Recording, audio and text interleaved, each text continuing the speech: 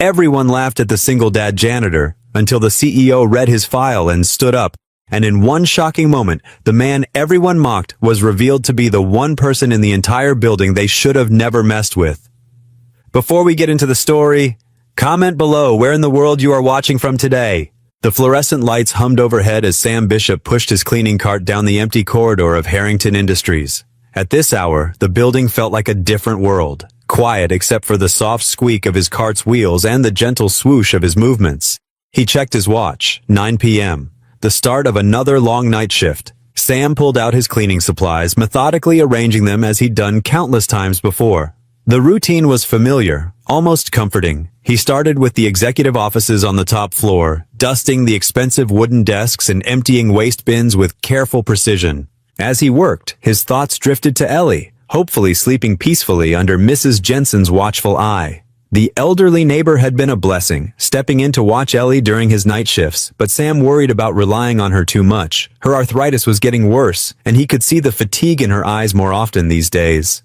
Moving to the break room, Sam heard voices and laughter coming from around the corner. A few employees were working late, probably trying to meet a deadline. He continued his work quietly, not wanting to disturb them. "Hey, look who it is! The mop guy!" The mocking voice belonged to Caleb, one of the younger employees from marketing. Sam kept his head down, pretending not to hear as he wiped down the counters. He could see their reflections in the break room window, 3 of them, gathered around with coffee cups in hand. "I bet that's all he knows how to do," Morgan chimed in with a smirk. "Push a mop around." "Probably couldn't handle real work if he tried," Vince added, loud enough to make sure Sam could hear. "I mean, look at him. This is probably the highlight of his career." Their laughter echoed through the empty space. Sam's hands trembled slightly as he continued cleaning, but he kept his movement steady. He'd learned long ago that responding only made things worse. Instead, he thought about Anna. She would have known exactly what to say to put these young men in their place. She'd always been better with words. A sad smile crossed his face as he remembered her fierce spirit, how she'd stand up to anyone who tried to put others down. "I promise," he'd told her in those final days at the hospital, holding her hand as she grew weaker. "I'll give Ellie the stability she needs, no matter what it takes." The memory of that promise steadied him now, as it had so many times before. He finished cleaning the break room, refusing to let their words speed up his careful work. The young men eventually tired of their game and left, their footsteps fading down the hallway. Sam moved through the building floor by floor, his movements efficient and thorough. He cleaned fingerprints from glass doors, vacuumed carpets, and sanitized bathrooms. Each task was done with quiet dignity, despite the earlier mockery still ringing in his ears. In the quiet hours, he thought about Ellie's upcoming science fair project. She'd been so excited about her experiment with plant growth, and he'd promised to help her set it up this weekend. The thought brought a genuine smile to his face. No matter how others saw him, in Ellie's eyes, he was still her hero. The night wore on, marked by the steady progression of his cleaning routine. He worked his way down through the building, floor by floor, until finally reaching the ground level. The last task was always mopping the main hallway, making sure it would shine for the morning arrivals. As he worked the mop across the floor in long, practiced strokes, Sam caught his reflection in the polished marble walls. He saw what others saw, a middle-aged man in a janitor's uniform, slightly stooped from years of physical work. But he also saw what Anna would have seen, a father keeping his promise, doing whatever it took to provide for their daughter. The clock struck 1 a.m. as Sam put away the last of his cleaning supplies. He wheeled the cart back to the storage closet, making sure everything was properly organized for tomorrow night. His muscles ached from the hours of work, but there was satisfaction in knowing he'd done his job well. He stepped outside into the cold night air, the sudden change in temperature making him shiver. The parking lot was nearly empty now, just a few cars belonging to the other night shift workers. Above, the stars were barely visible through the city's light pollution, but Sam paused to look up anyway, taking a moment to breathe deeply. His shoulders felt heavy as he thought about the night's events, about the casual cruelty of those young employees who saw him as nothing more than the mop guy. But then he thought of Ellie, waiting at home, and his steps became more purposeful. He had to relieve Mrs. Jensen, who would certainly be tired after watching Ellie all evening. Sam walked to his old sedan, each step carrying the weight of his exhaustion, but also his determination. The mockery, the long hours, the physical strain. None of it mattered compared to keeping his promise to Anna and giving Ellie the stable life she deserved. He unlocked his car door, the familiar creak of hinges breaking the night silence. Before getting in, he took one last look at the building where he'd spend so many nights. The windows were dark now, but tomorrow they'd be bright again, and he'd return to do it all over again. Not because he had to, but because he chose to. For Ellie, for the promise he made, and for the dignity that came from doing honest work, regardless of what others might say. Sam's alarm pierced the early morning silence at 6:30 a.m. His body ached from last night's work, but he pushed himself up, knowing Ellie needed to get ready for school. The coffee maker gurgled in their small kitchen as he shuffled through their modest apartment, its familiar scent offering some comfort after just a few hours of sleep. "Ellie, sweetheart," he called softly, knocking on her door. "Time to wake up." He heard rustling from behind the door, followed by a sleepy, "Coming, Dad." While Ellie got dressed, Sam prepared a simple breakfast of toast and scrambled eggs. Their kitchen was small but tidy, with crayon drawings decorating the refrigerator and a few potted plants on the windowsill, attempts to bring some life into their third-floor apartment. Ellie emerged from her room, her dark hair slightly tangled, wearing her favorite purple sweater. She climbed onto one of the mismatched kitchen chairs, stifling a yawn. "Did you sleep okay?" Sam asked, placing a plate in front of her. "Hmm?" She picked up her fork, then suddenly brightened. "Oh, Dad, I almost forgot. We're having an art show at school this week, on Thursday evening. Miss Peterson said my painting might be featured." Sam paused while pouring his coffee. Thursday evening, right in the middle of his shift, he turned to see Ellie's hopeful expression and felt his heart squeeze. "That's wonderful about your painting, sweetheart. I'll try my best to make it." "Really?" Her face lit up. "Mrs. Jensen said she could take me, but I really want you to see it." "I'll try," he repeated, hating the uncertainty in his voice. "Now finish up your breakfast, or we'll be late." The morning routine continued as usual, brushing teeth, gathering school supplies, making sure Ellie's lunch was packed. Sam's movements were mechanical, his mind already working through the evening's logistics. After dropping Ellie at school, his phone buzzed. Mrs. Jensen's name appeared on the screen, and something in his stomach tightened. He pulled over to read the message. "Sam, I hate to do this to you, but my arthritis has gotten much worse. The doctor says I need to rest more. I won't be able to watch Ellie in the evenings anymore. I'm so sorry." Sam's hands trembled as he typed a gracious reply, thanking her for all she'd done. But as soon as he hit send, panic set in. Mrs. Jensen had been his only reliable childcare option since moving to this area. His mind raced through possibilities as he drove home. Throughout the day, between short bursts of sleep, Sam called everyone he could think of. He tried the parents of Ellie's classmates, but none could commit to regular evening care. He called distant relatives, but they all lived too far away. He even looked into after-school programs, but none ran late enough to cover his shift hours. The afternoon slipped away far too quickly. Sam sat on the edge of his bed, his phone showing a long list of failed calls. His shift would start in less than an hour, and he still had no solution. The thought of missing work wasn't an option. They needed every penny of his paycheck to keep their heads above water. With growing dread, he realized he only had one choice. He couldn't leave Ellie alone at home. She was too young, and it wasn't safe. But he couldn't miss work either. The solution felt terrible, but it was the only way. Sam drove to Ellie's school, his stomach in knots. When she bounded down the steps, her backpack bouncing, he forced a smile. "Hey, sweetie. We need to make a quick stop before heading to the convenience store for dinner." "Are we getting those sandwiches I like?" she asked, buckling her seatbelt. "Sure are." He tried to keep his voice light. "But listen, Ellie, there's been a change of plans. Mrs. Jensen isn't feeling well, so you'll need to come with me to work tonight." Ellie's eyes widened. "Really? I get to see where you work?" Sam's throat tightened at her excitement. "Yes, but it's very important that you stay quiet and do exactly what I say. You'll need to bring some books and homework to keep yourself busy. Can you do that for me?" She nodded solemnly. "I promise, Dad." They stopped at the convenience store, where Sam bought sandwiches, juice boxes, and some snacks. He also grabbed a few coloring books and colored pencils, anything to keep Ellie occupied during the long night ahead. As they approached Harrington Industries, the setting sun cast long shadows across the parking lot. Sam parked in his usual spot, far from the main entrance. He helped Ellie gather her things, her backpack, the bag of supplies, and her dinner. "Remember what I said about being quiet?" he whispered as they walked toward the service entrance. "We need to be like ninjas, okay?" Ellie giggled softly and mimicked tiptoeing. Sam's heart ached with love for her, even as guilt gnawed at him for bringing her here. He knew it wasn't ideal, far from it, but he had no other choice. They slipped into the building just as dusk was settling, and Sam prayed they wouldn't run into anyone who might question why the night janitor had brought his daughter to work. Sam guided Ellie through the quiet hallways of Harrington Industries, her small hand clutching his work-worn fingers. The overhead fluorescent lights hummed softly as their footsteps echoed against the polished floors. Most employees were packing up for the day, their chatter fading as they headed toward the exits. "Here we go, sweetie," Sam said, leading Ellie into the break room. He pulled out a chair at a corner table, positioning it so she could see out the large windows where the setting sun painted the sky in soft oranges and pinks. "I brought your favorite coloring books and some snacks." Ellie's face lit up as she pulled her backpack onto the table. "Can I make you something while you work, Daddy?"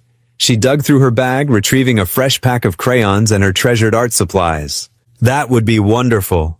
Sam's eyes crinkled with genuine warmth as he watched her arrange her materials with careful precision. "Just stay right here, okay? I'll check on you every 15 minutes. The break room door swung open, and Sam's shoulders tensed as three familiar voices filled the space. Caleb, Morgan, and Vince swaggered in, their designer shoes squeaking against the freshly mopped floor. Their conversation halted when they spotted Sam and Ellie. "Well, well," Caleb drawled, exchanging knowing looks with his companions. "Bringing the family to work now?" Sam stepped protectively closer to Ellie's table. "I'm just getting started with my shift." His voice remained steady, professional. Morgan snickered, elbowing Vince. "Guess the janitor couldn't afford a babysitter." Ellie's crayon paused mid-stroke, her small fingers tightening around it as she glanced between her father and the three men. The confusion in her eyes made Sam's heart ache. Vince approached the coffee machine, purposefully filling his cup to the brim. With exaggerated movements, he turned and let the hot liquid splash across the counter. "Oops!" he announced loudly, dark coffee dripping onto the floor. "Better clean that up, janitor." Their laughter bounced off the walls, sharp and cruel. Sam reached for his cleaning supplies, his movements mechanical, practiced. He'd cleaned up their intentional messes before, but never with Ellie watching. "Daddy?" Ellie's whisper cut through the mockery like a knife. She tugged gently at his sleeve, her young face twisted with concern. "Why do they laugh at you, Daddy? You work harder than them." The innocence of her question struck Sam like a physical blow. His forced smile felt brittle on his face as he met her worried gaze. The truth in her words, so simple, so pure, made his chest tight. He opened his mouth to respond, but the words wouldn't come. In the hallway outside, Grace Harrington had been making her final rounds before heading home. The CEO's measured steps slowed as the sounds from the break room reached her ears. She paused, her hand resting on the wall, listening to the exchange with growing concern. The three young employees continued their performance, making snide remarks about the help as Sam silently began cleaning up the spilled coffee. Ellie watched, her artwork forgotten, small fingers wringing together in distress. "Hey, mop guy," Morgan called out. "Maybe you should bring your kid more often. She can learn the family business early." More laughter. Sam's movements remained steady, but his jaw clenched tight. He focused on the task, trying to shut out their voices, trying not to see the hurt and confusion on his daughter's face. "Actually," Caleb added, leaning against the counter Sam was cleaning, "this is probably good career guidance for her. Got to keep those janitorial skills in the family, right?" Vince high-fived Caleb, their expensive watches glinting under the fluorescent lights. "Maybe we should spill something else, give them both some practice." Grace Harrington stood in the doorway, taking in the scene before her. Her presence, though quiet, filled the room with immediate gravity. She observed Sam's dignified silence, Ellie's protective gaze fixed on her father, and the three young men who suddenly found their shoes very interesting.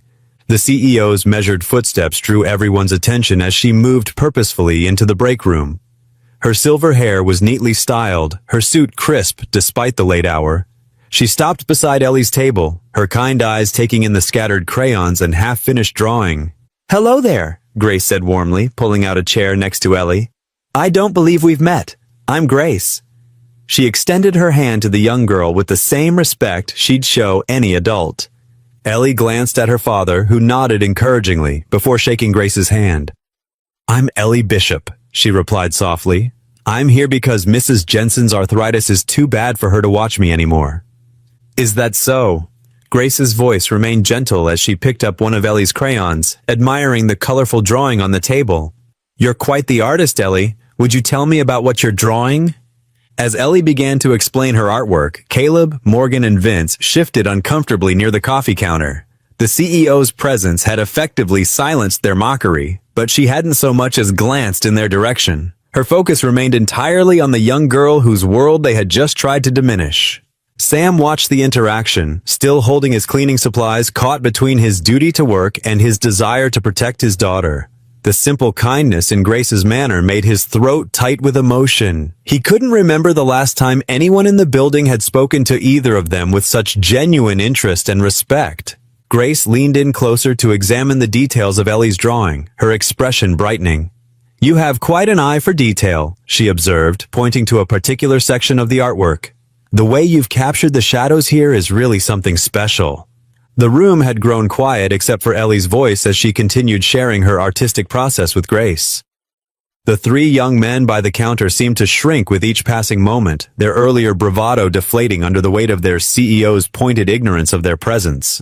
Sam resumed his cleaning, but now with a lighter heart, watching from the corner of his eye as his daughter's enthusiasm gradually returned under Grace's gentle encouragement.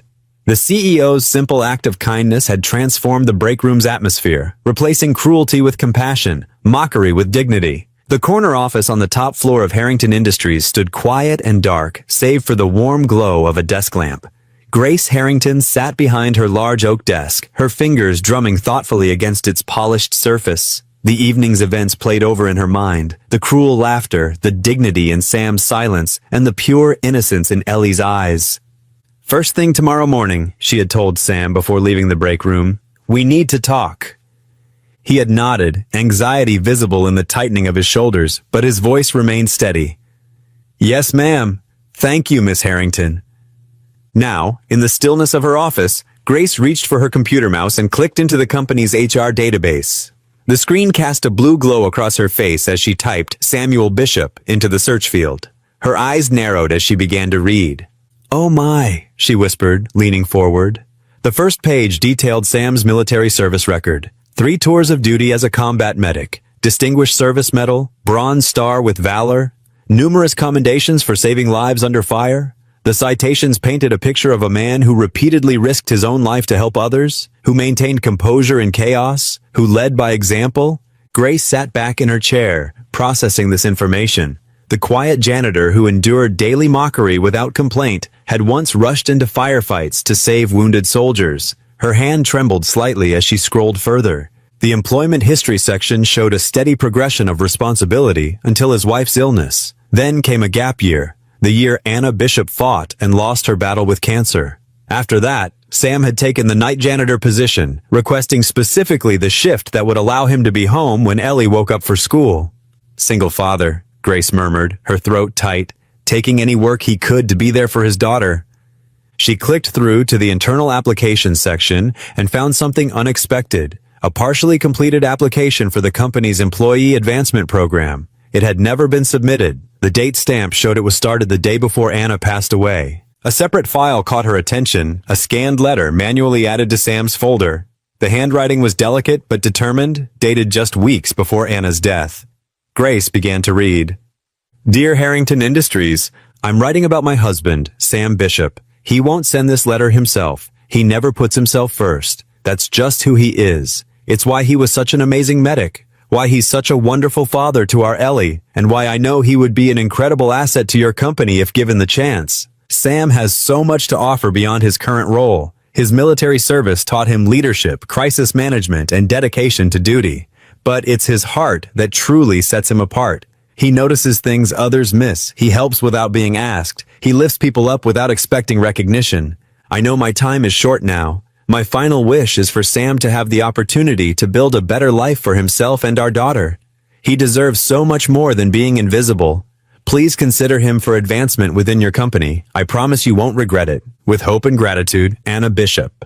Grace removed her reading glasses and pressed her fingers to her eyes, fighting back tears. The letter had never been sent. She could picture Sam finding it among Anna's things, unable to bring himself to submit it, tucking it away with other precious memories of his wife. The performance reviews in his file told their own story. Exceeds expectations in every category. Perfect attendance. Countless small notes from other night staff about his helpfulness, his thorough work, his quiet kindness. Yet he remained in the same position, year after year, invisible to those who could have noticed his potential. A photo in his personnel file showed Sam in his military dress uniform, standing proud and tall. The same eyes that now looked down when others mocked him had once held steady in the face of combat. The same hands that now pushed a mop had once saved countless lives. Grace opened another document, the company's current organizational chart. Her mind raced through possibilities, connecting dots, seeing opportunities that had been there all along. Sam's military leadership experience, his crisis management skills, his attention to detail, his proven ability to work under pressure, all of it wasted on cleaning up intentionally spilled coffee. She thought of Ellie, carefully arranging her crayons in the break room, defending her father's hard work with the pure honesty of a child. She thought of the 3 young employees, their casual cruelty masking their own insecurities. She thought of Anna's letter, a dying woman's plea for someone to see her husband's true worth. With gentle deliberation, Grace closed Sam's file. The room had grown darker, the city lights twinkling beyond her office windows. Her voice was barely a whisper in the quiet space. This man deserves better. She reached out and switched off the desk lamp, plunging the office into darkness, except for the gentle glow of the city beyond. The day's last act complete, but tomorrow held new possibilities. Sam stood in his small bathroom, fingers trembling as he tried to straighten his worn collar for the 5th time. The mirror showed dark circles under his eyes from another late shift, but he had polished his shoes until they gleamed and pressed his cleanest work shirt with Mrs. Jensen's borrowed iron. "Daddy, you look fine," Ellie said from the doorway, her backpack already on. She held out a paper crane. "For good luck." Sam's throat tightened as he took the delicate creation. "Thank you, sweetheart." He tucked it carefully into his breast pocket, the blue paper just visible above the edge. The drive to Ellie's school was quiet, his daughter humming softly while Sam rehearsed answers in his head to questions he couldn't even imagine. After dropping her off with a tight hug, he drove to Harrington Industries, arriving 30 minutes early. The lobby felt different in the morning light. Sam had only ever seen it at night when the marble floors reflected just the emergency lights. Now sunshine streamed through tall windows, making him feel even more out of place. Grace's assistant led him to her office, where the CEO sat behind her impressive oak desk. But instead of remaining there, she rose and gestured to a small seating area with comfortable chairs. "Please, Sam, join me." Her smile was warm as she sat across from him. "Would you like some coffee?" "No, thank you, ma'am." His voice came out barely above a whisper. Grace studied him for a moment. "Tell me about your daughter, Sam. Ellie seems like a remarkable young lady." The mention of Ellie made some of his tension ease. "She is. Smart as a whip, always making those paper cranes for people. Has a bigger heart than anyone I know." He touched the crane in his pocket. "Gets that from her mother." "I'm sorry about your wife," Grace said softly. "That must have been incredibly difficult." Sam nodded, not trusting himself to speak about Anna. "And you served as a combat medic?" Grace continued gently. "Your file shows multiple commendations for valor." "Just did what needed doing, ma'am."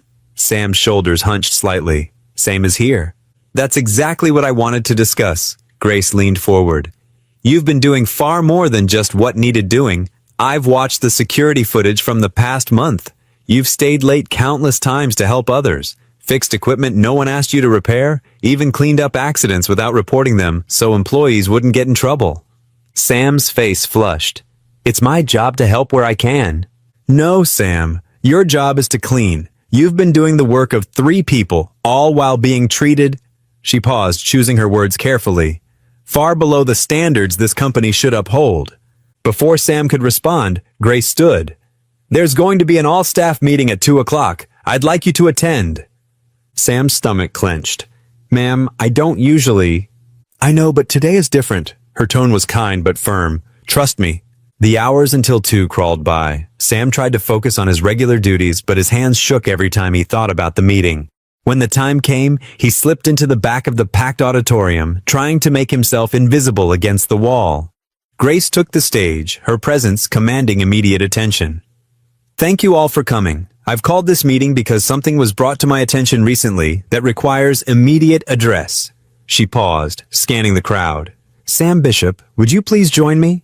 Sam felt the blood drain from his face as hundreds of heads turned to look for him. His feet seemed frozen to the floor until Grace's encouraging smile somehow got them moving. The walk to the stage felt endless. Many of you, Grace continued once Sam stood beside her, know Sam as our night janitor. Some of you, her gaze fixed briefly on Caleb, Morgan, and Vince in the third row, have chosen to know nothing more than that. Today that changes. She turned to face the crowd fully. Before joining our company, Sam Bishop served 3 tours as a combat medic. He saved 27 lives under direct fire. He received the Silver Star for carrying 2 wounded soldiers through an active combat zone after their unit was ambushed. Murmurs rippled through the audience. Sam stared at his shoes, his face burning. Since joining us, Sam has worked nights to care for his daughter after losing his wife to cancer. He's never missed a shift. He's never complained. When equipment breaks, he fixes it. When someone needs help, he helps. When others mock him, again her eyes found the 3 young men who now seemed to be trying to sink into their chairs. He responds with dignity and kindness. Grace placed a hand on Sam's shoulder. This company was founded on the principle that character matters more than titles, that actions speak louder than words. Sam Bishop embodies these principles more than anyone I've met in years. She smiled at him. Which is why I'm personally sponsoring him for our management training program, effective immediately. The auditorium erupted in gasps and whispers. Several people began to applaud, and soon the whole room joined in. Sam blinked rapidly, overwhelmed by the sound. Additionally, Grace continued once the applause died down, I'm creating a new company-wide mentorship initiative, with Sam as our first participant. Everyone in this room could learn something from his example of quiet leadership and unwavering integrity. She turned to Sam fully now, her voice carrying clearly through the silent room. This is only the beginning. Sam's voice shook as he whispered, Thank you. The room burst into applause again, louder this time. In the third row, Caleb, Morgan, and Vince sat completely still, their faces red with shame. Near the front, several managers were already on their feet, nodding approvingly. And at the back of the room, unnoticed by almost everyone, Sam's paper crane sat in his empty chair, its blue wings catching the afternoon light. Sam's old Toyota rumbled through the school parking lot, its familiar rattle unable to dampen his spirits. For the first time in years, his heart felt light as he waited to share the incredible news with Ellie. Through the windshield, he watched her skip down the school steps, her backpack bouncing with each step. Daddy, Ellie called out as she climbed into the car. You're early today, and you're smiling really big. Sam reached over to smooth her windblown hair. I have something special to tell you, sweetie. How about we talk about it over dinner? Is it good news? Her eyes sparkled with curiosity. The best kind. At home, Sam moved around their small kitchen with newfound energy. He hummed while boiling water for macaroni and cheese, Ellie's favorite, and heated up some canned green beans. It wasn't fancy, but tonight, it felt like a feast. Can you tell me now? Ellie asked, setting their mismatched plates on the wooden table her mother had refinished years ago. Sam stirred the macaroni, watching the cheese sauce swirl into golden ribbons. Remember Miss Grace, the nice lady from work? Ellie nodded eagerly. She liked my drawings. Well, she did something amazing today. Sam served their simple meal, sitting across from his daughter. She's giving me a chance to join a special training program at work. If I do well, I could get a better job, one where I can work during the day and be home with you at night. Ellie's fork clattered against her plate as she jumped up to hug him. No more night shifts? Really? Really. Sam held her tight, breathing in the familiar scent of her strawberry shampoo. It might take some time, and I'll have to study hard, but things are going to get better. I can help you study, Ellie declared, returning to her seat. I'm good at flashcards. Mrs. Rodriguez says I'm the best flashcard maker in 4th grade. Sam chuckled, watching her attack her macaroni with renewed enthusiasm. That would be wonderful, sweetheart. Meanwhile, in his corner office at Harrington Industries, Daniel Ross paced behind his mahogany desk. The setting sun cast long shadows across his awards and certificates, but their prestigious glow did nothing to soothe his anger. A janitor, he muttered, loosening his expensive tie. Grace is putting a janitor in the management program. He'd spent 15 years climbing the corporate ladder, cultivating the right connections, maintaining the proper image. And now this disruption of the natural order. A knock at his door interrupted his brooding. Come in, he barked. Caleb, Morgan, and Vince filed in, looking nervous but eager. They jumped at his invitation for an after-hours meeting, especially after the humiliation of the afternoon's announcement. "Sit down," Daniel gestured to the leather chairs facing his desk. "I assume you understand why I called you here?" Morgan shifted uncomfortably. "It's about the janitor. I mean, Sam Bishop?" "Exactly." Daniel's smile didn't reach his eyes. "Grace's decision is concerning. It sets a dangerous precedent. Someone needs to ensure Mr. Bishop proves himself unsuitable for the program." "What exactly are you suggesting?" Vince leaned forward, interest sparking in his eyes. Daniel's voice dropped lower. "Nothing dramatic, just careful observation, documentation of any mistakes, reports of any questionable behavior." He pulled out 3 manila folders. "I've compiled some interesting details about Mr. Bishop's past, things that might raise concerns about his reliability." Caleb grabbed a folder, flipping through it eagerly. "This is good stuff, really good. Remember," Daniel cautioned, "we're not doing anything wrong. We're simply protecting company standards, making sure the right people advance." He paused meaningfully. "People like you three." The young men nodded, already imagining their own accelerated promotions. They didn't notice Daniel's calculating expression or how carefully he was avoiding putting anything in writing himself. Back in their modest apartment, Sam stood in Ellie's doorway, watching her arrange her stuffed animals for bed. She'd insisted on having them all witness her bedtime prayer tonight. "Ready for prayers?" he asked, sitting on the edge of her narrow bed. Ellie nodded solemnly, folding her hands. "Dear God," she began, "thank you for Miss Grace and for giving Daddy a chance to work in the daytime like other dads. Please help him do really good in his training. And please let us have pancakes for breakfast tomorrow." Sam chuckled softly at the last request. "Amen." He tucked the covers around her shoulders, making sure her favorite teddy bear was within reach. "I love you so much, Ellie Belly." "Love you too, Daddy," she yawned, already drifting off. "I'm proud of you." Those simple words nearly brought tears to his eyes. Sam kissed her forehead and whispered his own prayer of gratitude. "Thank you for this chance," he murmured. "Please help me make the most of it, for her sake." Standing in the hallway between their 2 small bedrooms, Sam felt hope blooming in his chest for the first time since Anna's death. The path ahead wouldn't be easy, but it was more than he'd dared dream of yesterday. He imagined being able to attend Ellie's school events, to tuck her in every night, to build a better future for them both. The old clock in the living room chimed 9, and Sam headed to bed himself, exhausted but happy. Tomorrow would bring new challenges, but tonight, in their humble home, filled with love and hope, everything felt possible. He drifted off to sleep, his heart full of gratitude, unaware of the storm gathering in Daniel Ross's office. Sam adjusted his tie for the 3rd time that morning, his fingers trembling slightly as he stood in the corporate office lobby. The polished marble floors and elegant wood panels felt worlds away from the familiar utility closets and cleaning supplies he'd known for years. His old janitor's uniform had been replaced by a modest but clean navy suit he'd bought secondhand the day before. Grace Harrington's confident stride echoed through the lobby as she approached. "Good morning, Sam. Ready to begin your new chapter?" "Yes, ma'am," Sam replied, trying to keep his voice steady. "Thank you again for this opportunity." Grace led him through sleek hallways to a bright conference room where 8 other trainees sat around a large table. "Everyone, this is Sam Bishop, our newest addition to the management training program." A few friendly faces offered welcoming smiles. A young woman named Sarah immediately waved him over to an empty seat beside her.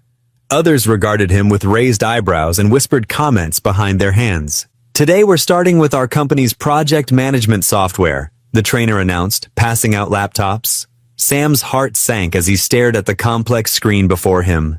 The last computer he'd used regularly had been during his military service, and technology had changed dramatically since then. Sarah leaned over. "Here, let me show you where to find the menu," she whispered kindly. Sam gave her a grateful nod as she pointed out the basic functions. The morning passed in a blur of new terms and procedures. Sam's hand cramped from taking detailed notes, determined not to miss anything important. When his cursor got stuck or a window wouldn't close, he forced himself to stay calm and methodically work through the problem. At lunch break, Sam hesitated in the cafeteria doorway, his brown paper bag in hand. The other trainees had already formed their usual groups at tables, their animated chatter filling the room. Just as he considered eating alone, a warm voice called out to him.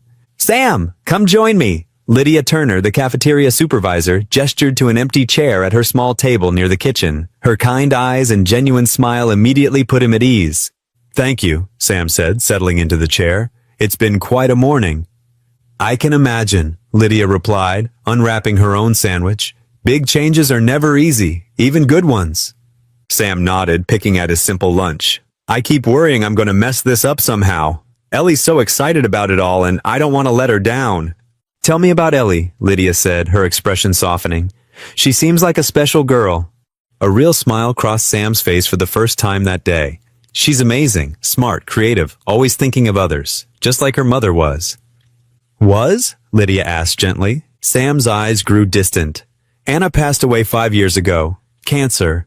Ellie was only 7, but she's been so strong through everything." Lydia reached across the table and briefly squeezed his hand. "You both have been strong, and you're not alone anymore, Sam. There are people here who want to help you succeed." Meanwhile, in a corner of the executive dining room, Daniel Ross was having lunch with 2 senior managers. His voice carried just the right note of concern as he spoke. "I respect Grace's charitable impulses, of course," he said, carefully cutting his steak. "But I worry about the precedent this sets. How can someone with no real business experience possibly keep up with our management training program?" The managers exchanged troubled looks. "He does seem rather out of place," one admitted. "And what message does it send to employees who've worked their way up properly?" Daniel added, letting the question hang in the air. Back in the main cafeteria, Sam checked his watch reluctantly. "I should head back. More computer training this afternoon." "You'll do fine," Lydia assured him. "Just take it one step at a time. And Sam, feel free to join me for lunch anytime." The afternoon brought more challenges, but Sam pressed on with determination. He thought of Ellie's face whenever he felt overwhelmed, reminding himself why he was there. By day's end, his head was swimming with new information, but he'd managed to complete all the basic exercises. The familiar drive home felt different somehow. Though his body ached from sitting in an office chair all day instead of moving through his usual cleaning routine, there was a spark of hope in his chest he hadn't felt in years. As he opened their apartment door, Ellie bounded over to greet him.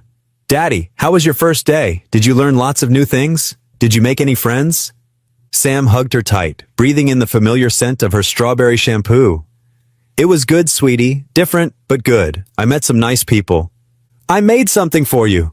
Ellie ran to her backpack and pulled out a delicate paper crane, its wings perfectly creased. "My art teacher showed us how. She said in Japan, cranes mean good luck and hope." She placed it carefully in Sam's palm. "I thought you might need some extra luck for your new job." Sam's throat tightened as he examined the precise folds, imagining Ellie's small fingers working carefully to create this gift. "It's beautiful, honey. Thank you." Later that night, after Ellie was asleep, Sam placed the paper crane on his nightstand next to the only photo he had of Anna. The crane's graceful neck seemed to bow toward the picture, as if offering a blessing. Sam touched both gently before turning out the light, grateful for the day's small victories and the daughter who believed in him so completely. Sam woke before his alarm, the pale morning light barely filtering through the threadbare curtains of his bedroom window. He sat up slowly on his narrow mattress, feeling the familiar ache in his back from the worn springs. His eyes immediately found Ellie's origami crane perched carefully on his nightstand, its delicate paper wings catching the early dawn like tiny sails. With gentle fingers, he picked it up and studied the precise folds, marveling at his daughter's careful work. He carefully tucked it into his shirt pocket, patting it once for good luck. "Ready for another day, Anna?" he whispered to the quiet room, a morning ritual that helped him feel less alone in the small apartment. He could almost hear her encouraging laugh echoing in the silence, warm and full of love. The memory of her voice still carried him through his hardest moments. The training room buzzed with nervous energy and the hum of multiple computers when Sam arrived 15 minutes early. Fluorescent lights cast everything in a sterile glow, but the atmosphere felt charged with possibility. He settled at his assigned computer workstation, the chair squeaking slightly as he adjusted the height. His fingers hovered over the keyboard as he tried to remember all the shortcuts Kevin had shown him yesterday. Ctrl+C for copy, Ctrl+V for paste, F5 to refresh. The commands felt foreign on his tongue, like learning a new language. Speaking of Kevin, the young programmer was already there at a nearby desk, steaming coffee cup in hand and dark circles under his eyes suggesting he'd been here for a while. His usual cocky demeanor seemed softer somehow, more uncertain. "Morning, Sam," Kevin said, pulling up a spare chair and rolling it over. His voice carried none of its former mockery. Instead, it held something Sam hadn't expected, genuine remorse. "Listen, I've been wanting to say something." He fidgeted with his coffee cup, turning it in slow circles on the desk. "I was a real jerk before. The way I acted, joining in with those guys, it wasn't right. I'm really sorry." Sam looked up from his computer screen, surprised by the sincerity in Kevin's voice and the way the young man couldn't quite meet his eyes. Years of being invisible had taught Sam to recognize genuine emotion, and this felt real. "Thank you, Kevin. That means a lot." "Let me make it up to you," Kevin said, his words coming faster now, as if he'd been rehearsing them. "These systems can be tricky, but I can help you learn them faster." He reached over and pointed to Sam's screen, his finger tracing the navigation menu. "Here's a shortcut that'll save you tons of time. See this toolbar? Right-click here, and you can customize it with the functions you use most." During lunch break, Sam found a quiet corner table in the cafeteria and opened his familiar brown paper bag. Alongside his simple sandwich and apple, he found a folded note in Ellie's careful handwriting. "You're the bravest dad ever. Love you lots." The words were decorated with tiny hearts and smiley faces drawn in purple crayon. He smiled, feeling warmth spread through his chest like sunshine breaking through clouds. "Someone's got a secret admirer," Lydia teased, settling into the plastic chair across from him with her own lunch tray. Her kind eyes crinkled at the corners, and she wore the same gentle smile that had welcomed him on his first day. The cafeteria around them hummed with conversation and the clatter of trays. "Just my personal cheerleader," Sam replied, showing her Ellie's note with obvious pride. The paper was slightly creased from being folded so carefully. "That girl of yours has a beautiful heart," Lydia said softly, reading over the note. "Must run in the family." She looked up at him with such genuine warmth that Sam felt his cheeks flush. Sam ducked his head, but Lydia's words gave him strength he hadn't known he needed. They talked easily through the 30-minute lunch break, their conversation flowing like old friends catching up. She told him about the challenges of caring for her aging parents, the sleepless nights, the difficult decisions, the unexpected moments of joy. He found himself opening up about Anna's illness, sharing memories he rarely spoke aloud, how she'd insisted on helping Ellie with homework even during her worst days, how she'd made him promise to keep believing in better things. Throughout the week, more of Ellie's notes appeared in Sam's lunch bags like small miracles. "You can do hard things," written in bold blue letters, and "Remember to smile today," decorated with a drawing of the sun. Each one gave him an extra boost when the training felt overwhelming, when his fingers stumbled over the keyboard, when the technical jargon made his head spin. But it wasn't just Sam who was being touched by Ellie's kindness. Paper cranes started appearing around the office like colorful flowers blooming in unexpected places. On keyboards, between shifts, next to coffee makers in the break room, propped against computer monitors tucked into coat pockets. Each one perfectly folded with the patience only a child possessed, each one bringing unexpected joy to its finder. The bright paper seemed to catch the light wherever it landed. "Found another one," called out Sarah from accounting, holding up a blue crane she'd discovered tucked behind her stapler. "These little things really brighten up the day. I wonder who's making them." Even the most stressed employees, the ones who usually rushed past Sam without a second glance, couldn't help but smile when they discovered one of Ellie's carefully crafted gifts. The office atmosphere began to shift almost imperceptibly, becoming warmer, more welcoming. People lingered a little longer in conversations, shared stories over coffee, laughed more easily. Kevin proved to be a patient teacher, breaking down complex procedures into manageable steps and never showing frustration when Sam needed something explained twice. "See? You're getting faster already," he encouraged as Sam successfully navigated through a complicated database query without help. "You've got a natural attention to detail that most people don't have." "Comes from years of making sure every corner was clean," Sam replied with a small smile, his confidence growing with each small success. "When you're responsible for a whole building, you learn to notice things others miss." Lydia became a steady presence in Sam's days, always ready with an encouraging word during coffee breaks or a sympathetic ear when he felt overwhelmed. During one particularly challenging afternoon, when error messages kept flashing on his screen no matter what he tried, she found him staring frustrated at the monitor. "Rome wasn't built in a day," she reminded him gently, placing a reassuring hand on his shoulder. And neither is a career change. You're doing just fine. Better than fine, actually. By Friday afternoon, Sam's head was swimming with new information, codes and procedures, file systems and protocols, but he felt genuine pride in his progress. The paper crane in his pocket had become a sort of talisman, its gentle weight reminding him of why he was pushing himself so hard. Every time doubt crept in, he'd touch it and remember Ellie's faith in him. Saturday morning dawned crisp and clear, with autumn sunlight streaming through their small apartment windows. Sam and Ellie walked hand in hand through the local farmer's market, their footsteps echoing on the brick walkways. The morning sun warmed their faces and the air smelled of fresh bread, roasted coffee, and ripe fruit from the various stalls. Vendors called out their prices in friendly voices, and families wandered between the booths with wicker baskets. "Can we get some apples, Dad?" Ellie asked, pointing to a display of shiny red fruit arranged in careful pyramids. The vendor, an elderly man with kind eyes, smiled and waved at them. "Sure can, sweetie." Sam selected a small bag of crisp apples, thinking how far they'd come from the days when even such a simple treat had to be carefully budgeted. He handed the vendor exact change, receiving a warm, "Have a beautiful day" in return. They walked home together along the tree-lined sidewalks, Ellie swinging the bag of apples while chattering about her plans to teach her friends at school how to make paper cranes. Her voice bubbled with excitement as she described the different colors she wanted to try next. Sam listened to every word, his heart full to overflowing. The morning felt like a gift. No pressure, no computer screens, just peaceful time with his daughter under the golden autumn sky. "Your cranes are making lots of people happy at work," he told her as they paused to watch a squirrel gathering acorns in the small park near their building. Ellie beamed up at him, her face bright with joy. "Really? I just wanted to help make your new job better. I thought maybe if people had something pretty to look at, they'd remember to be kind." "You make everything better, sweetheart," Sam said softly, squeezing her small hand in his larger one. "You always have." Her simple wisdom continued to amaze him, the way she saw solutions where adults saw only problems. Sam pulled into the company parking lot early Monday morning, his fingers drumming nervously on the steering wheel. The morning dew still clung to his windshield as he gathered his courage and his briefcase, a modest but professional brown leather bag Grace had given him for his new role.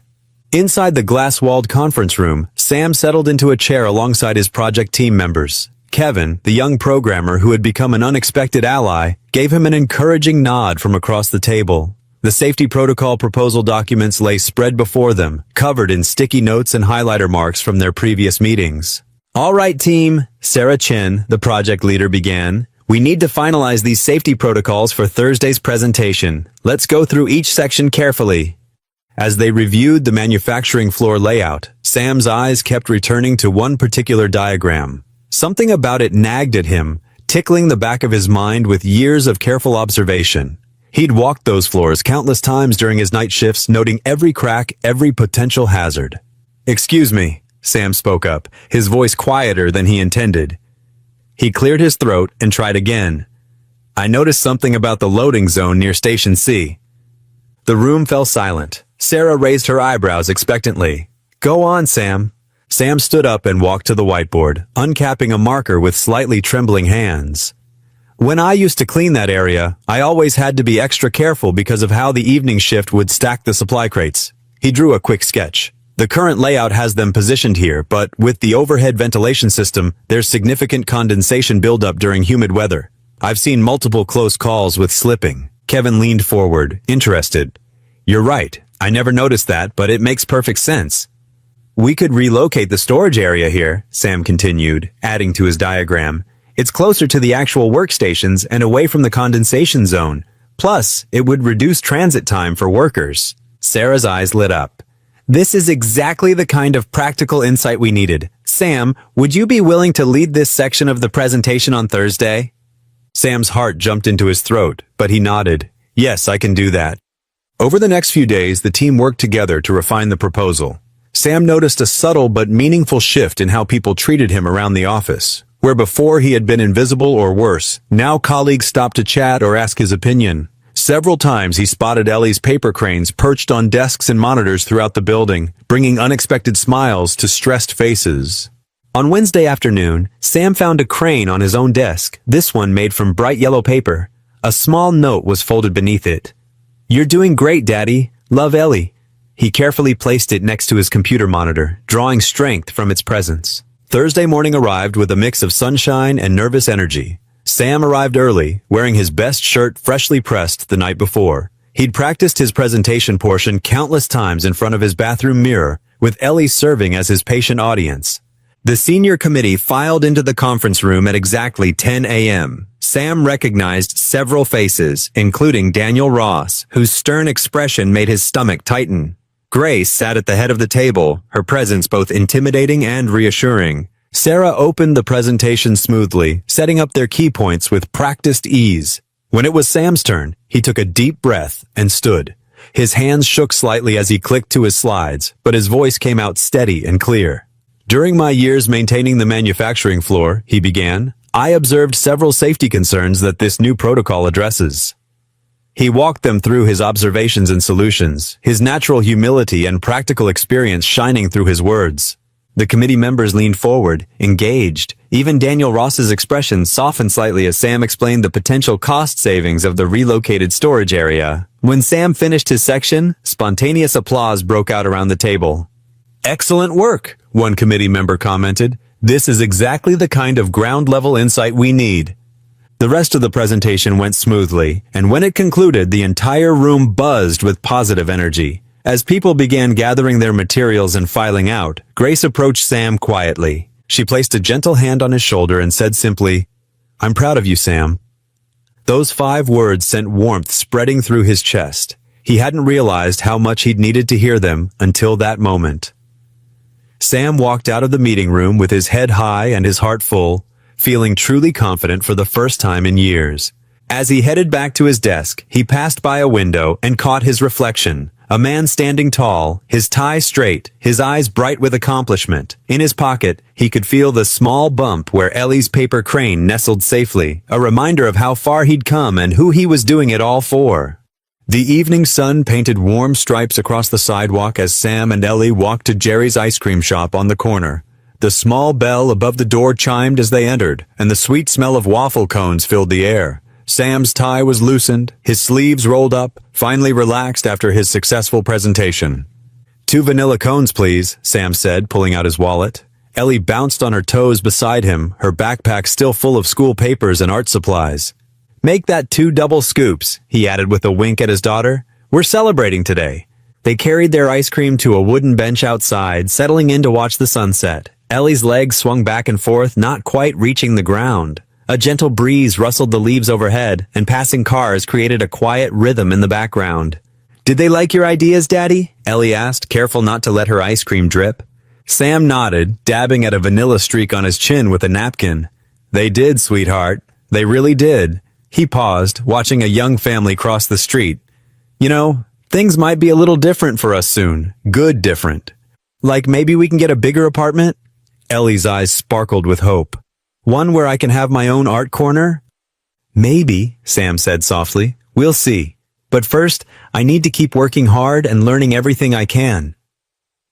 Back at Harrington Industries, Daniel Ross stood at his office window watching the parking lot empty for the day. His jaw clenched as he noticed yet another origami crane on someone's desk, one of dozens that had appeared throughout the building over the past week. The simple paper birds had become a symbol of the changing atmosphere in the office, and it made his blood boil. He'd overheard 2 senior managers praising Sam's presentation earlier that day. "Finally, someone who understands both the operational and practical sides," they'd said. "Fresh perspective." Daniel's knuckles whitened around his coffee mug. The next few days passed in a blur of activity. Sam threw himself into his training with renewed confidence. During a morning session, he noticed Thomas, a younger trainee, struggling with some technical documentation. "Here," Sam said, pulling his chair closer. "I figured out a trick for this last week. If you organize the safety protocols by department first, then cross-reference them with the maintenance schedules, it makes more sense." Thomas's face brightened. "Thanks, Mr. Bishop. I was getting pretty frustrated." "Just Sam is fine," he smiled. "And trust me, I know how overwhelming it can feel at first." In the cafeteria, Lydia watched this exchange from behind the counter, a warm smile playing at her lips. When Sam came up to get his lunch, she made sure to give him an extra dinner roll. "That was kind of you," she said, nodding toward Thomas. helping him like that? Sam shrugged, his ears reddening slightly. Just passing along what others have taught me? You're too modest. Lydia tucked a strand of graying hair behind her ear.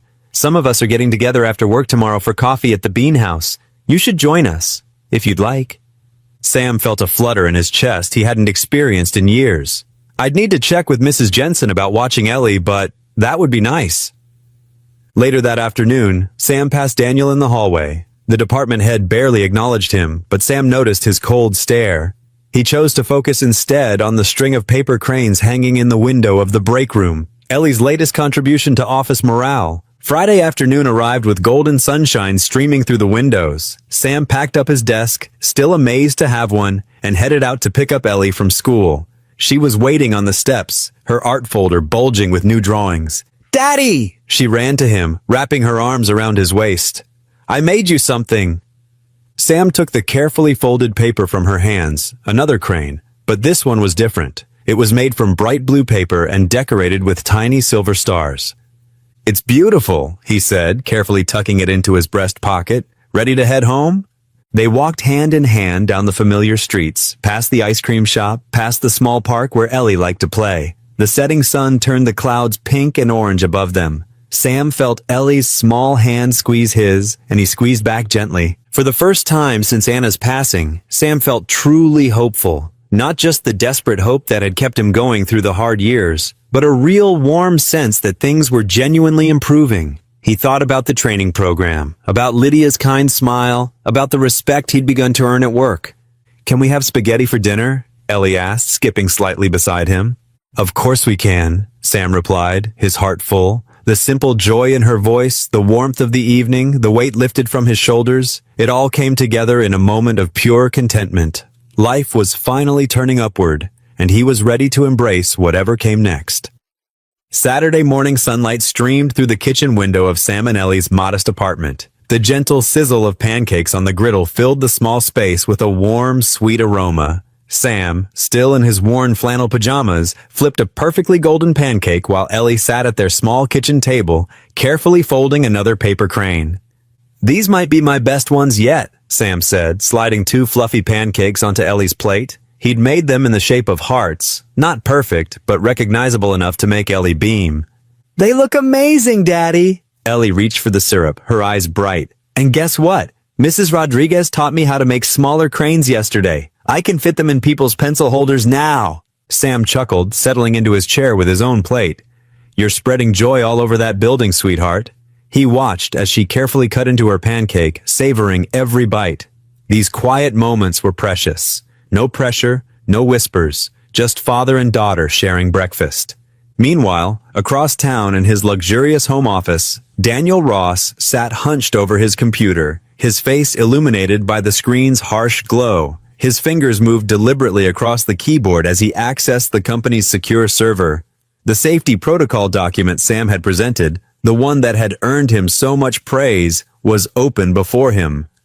"Let's see how well you do when your competence is questioned," Daniel muttered, methodically altering timestamps and access logs. He carefully embedded false data showing Sam had accessed restricted sections of the database without authorization. The changes were subtle but damning, exactly what he needed. Monday morning arrived too quickly. Sam straightened his tie in the elevator mirror, feeling optimistic despite the weekend being over. The security guard nodded respectfully as Sam passed through the lobby, a small gesture that still felt new and welcome. But something felt off when he reached his floor. Conversation stopped as he walked by. People avoided eye contact. Before he could reach his desk, Janet from HR appeared at his elbow. "Mr. Bishop, could you come with me, please? There's an urgent matter we need to discuss." Sam's stomach tightened as he followed her to a conference room. Inside, 3 stern-faced executives sat waiting, including Daniel Ross, who wore an expression of grave concern that didn't quite reach his eyes. "Please, sit down," Janet said, sliding a folder across the table. "We've discovered some serious irregularities in your access of confidential information." Sam's hands trembled slightly as he opened the folder. Pages of technical data and access logs stared back at him, showing timestamps and file permissions he knew he'd never accessed. This isn't right," Sam said, his voice steady despite his racing heart. "I followed every protocol exactly as I was trained." The logs don't lie, Mr. Bishop, Daniel Ross interjected smoothly. This is a serious security breach. You accessed restricted data without proper clearance. But I didn't! Sam's voice rose slightly, then he forced himself to calm down. There must be some mistake. Janet's face showed genuine regret as she spoke. I'm sorry, but we have to follow procedure. You're suspended pending a full investigation. Please clear your desk and turn in your access badge. The walk to his desk felt endless. Whispers followed him as he gathered his few personal items, a photo of Ellie, her lucky crane, a coffee mug she'd painted for him. Kevin watched from his cubicle, his brow furrowed in concern. As Sam packed, Kevin noticed something odd on his computer screen, a slight discrepancy in the file timestamps he'd been reviewing. He glanced at Sam's dejected figure, then back at his screen, wheels turning in his mind. The elevator ride down was torturous. Sam clutched his small box of belongings, mind racing. How would he tell Ellie? How would he pay the bills? The same security guard who had greeted him warmly that morning now avoided his gaze as he handed over his badge. Walking to Ellie's school, Sam's feet felt like lead. The spring day seemed to mock him with its brightness. When Ellie bounded out of the building, her smile faded as soon as she saw his face.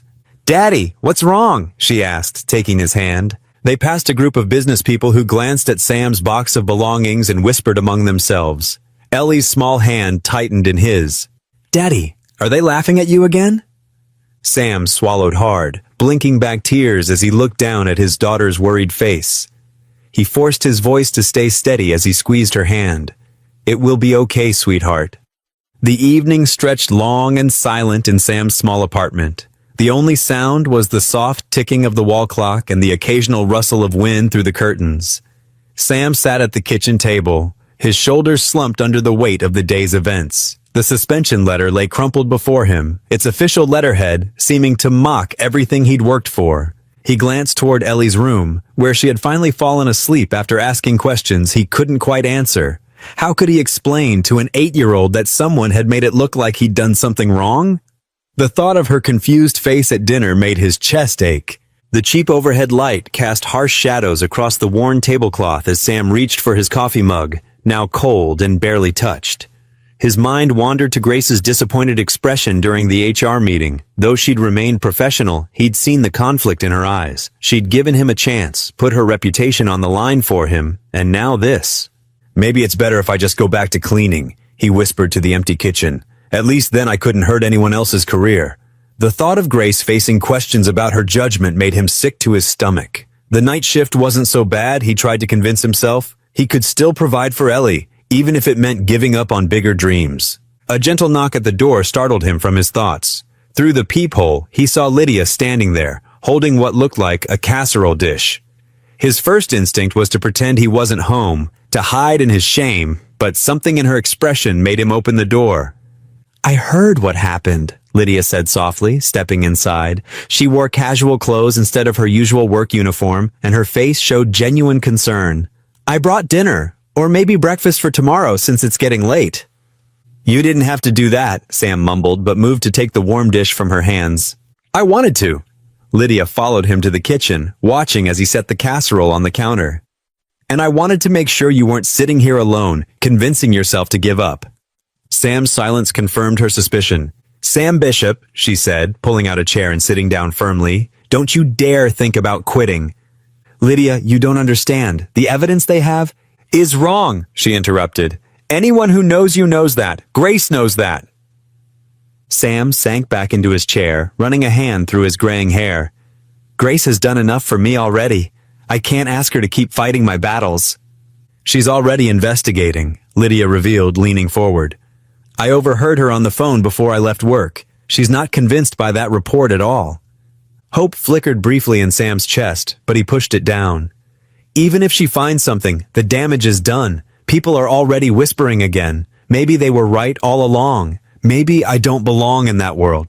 "Stop that right now!" Lydia's voice was gentle but firm. "You earned your place there. Remember what Ellie said about your presentation last week? How proud she was?" Sam's eyes drifted to Ellie's closed bedroom door. "She deserves better than a father who keeps failing." "Failed?" Lydia reached across the table and touched his hand. "Sam, you haven't failed at anything. You've raised an amazing daughter on your own. You've worked harder than anyone I know. And when you finally got a chance to prove yourself, you exceeded everyone's expectations." "Until now," he said bitterly. "This isn't over," Lydia insisted. She stood up and moved to the kitchen, opening cabinets until she found plates. "First, you're going to eat something. Then we're going to talk about how you're going to fight this." Sam watched as she served 2 portions of the casserole, the smell of home-cooked food filling the apartment. His stomach growled, reminding him he'd barely eaten all day. "Grace is smart," Lydia continued, setting a plate in front of him. "If something's wrong with that report, she'll find it. But she needs you to stay strong, to show everyone that you're not running away."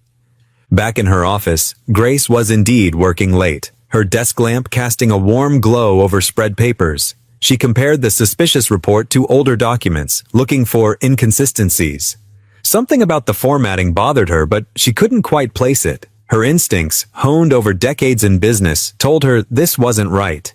In Sam's apartment, the casserole slowly disappeared as Lydia kept him talking, sharing stories about her own setbacks and victories. Her presence made the kitchen feel warmer somehow, less lonely. When she finally stood to leave, the clock showed it was nearly midnight. "Promise me you won't make any decisions tonight," she said at the door. "Give Grace time to work. Give yourself time to think." After she left, Sam returned to the kitchen table. He picked up Ellie's paper crane, the one she'd made him for good luck. Its delicate wings caught the light, casting tiny shadows on the table's surface. He turned it over and over in his hands, remembering how proud she'd looked when she gave it to him. The apartment felt heavy with possibilities and fears as Sam sat there, staring at the crane, searching for answers in its carefully folded wings. The night stretched on, and still he sat, holding on to hope as tightly as he held the small paper bird. The next morning dawned gray and chilly, with low clouds hanging over the city like a heavy blanket. Grace Harrington stood at her office window on the 32nd floor, watching early workers file into the building below like tiny figures in a snow globe. Her usually calm demeanor was tinged with concern as she observed the familiar rhythm of corporate life beginning another day. The weight of yesterday's revelations pressed against her chest, making her normally steady hands tremble slightly as she reached for her phone. She typed a brief message to Kevin Lee. "Please see me in my office. Urgent."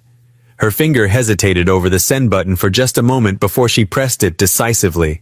Whatever was happening to Sam Bishop needed to be resolved quickly, and Kevin might hold the key. Kevin arrived minutes later, his sneakers squeaking softly against the polished marble floor. He fidgeted nervously with his laptop bag, adjusting the strap multiple times as he approached Grace's assistant desk.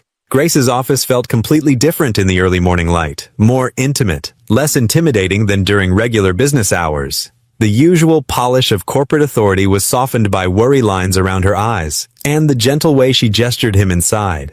Sunlight filtered through the tall windows, casting long shadows across her mahogany desk and making the room feel almost cozy, despite its impressive size. "Kevin," Grace said gently, gesturing to one of the leather chairs facing her desk, "I need your help with something important. Have you noticed anything unusual about the safety protocol documents lately? Anything at all that seemed off or strange?" Kevin swallowed hard, his conscience weighing heavily on his shoulders like a lead blanket. The memory of his past mockery of Sam made his cheeks burn with shame, but he knew this was his chance to make things right. "Actually, yes," he said, his voice barely above a whisper. "The timestamps on some files seemed really weird when I was backing up the system yesterday evening. I didn't want to say anything without solid proof, but..." He paused, fumbling with the zipper of his laptop bag with shaking fingers. "The metadata shows multiple late-night access points that don't match our normal patterns." Grace leaned forward in her chair, her reading glasses perched on the edge of her nose, catching the morning light. Her expression grew more serious with each word Kevin spoke. "Show me everything," she said firmly. "Every detail, no matter how small it might seem."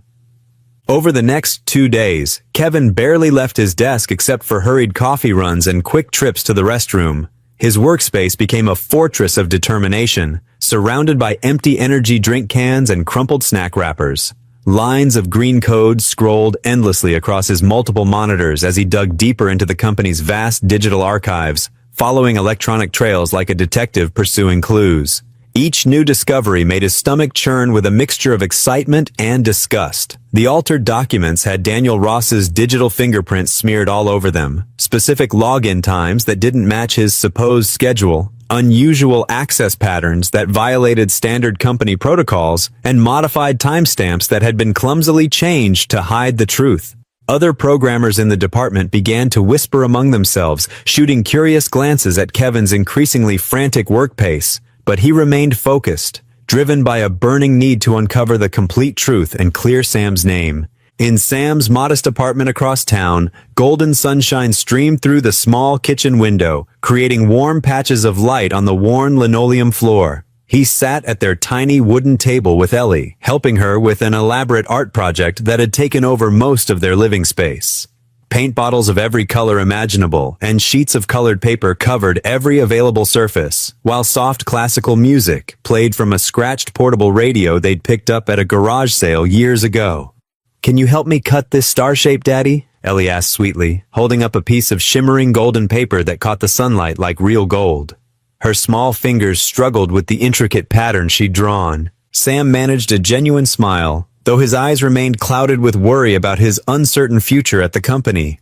"Of course, sweetheart," he replied, taking the safety scissors from her paint-stained hands. He carefully traced the delicate pattern she'd created and began cutting with the patience and precision that came naturally to him, grateful for any distraction from the heavy thoughts that had kept him awake most of the night. Ellie worked quietly beside him for several minutes, her tongue poking out slightly in concentration as she painted careful details on another piece of her project. Then she looked up at him with those perceptive eyes that seemed far too wise for her 8 years. "Are you sad because of the trouble at work?" she asked softly. Sam's hand stilled completely on the scissors, and he felt his heart squeeze painfully in his chest. "A little bit," he admitted honestly, unable to lie to his daughter's innocent question. "But making beautiful art with you always makes me happy, no matter what else is happening." Meanwhile, across the city, Grace methodically built her case like a skilled attorney preparing for the most important trial of her career.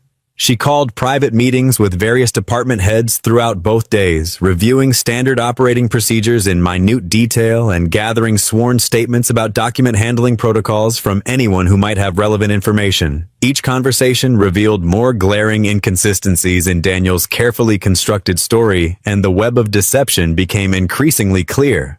In her spacious office, she spread out printed emails, procedure logs, and timeline charts across every inch of her mahogany desk. The evidence was mounting like pieces of a complex puzzle finally coming together. Timestamps that didn't align with known schedules, security access codes used during hours when the building was supposed to be empty, and multiple versions of the same critical document containing subtle but vitally important changes that only someone with administrative access could have made. "Miss Harrington," her assistant Sarah's voice came through the intercom system. "Legal is here with those confidentiality agreements you requested this morning." Grace straightened her navy blue blazer and smoothed down her hair before opening her office door with steady hands. "Thank you, Sarah. Please send them in immediately." The legal team's thorough review confirmed her growing suspicions beyond any reasonable doubt.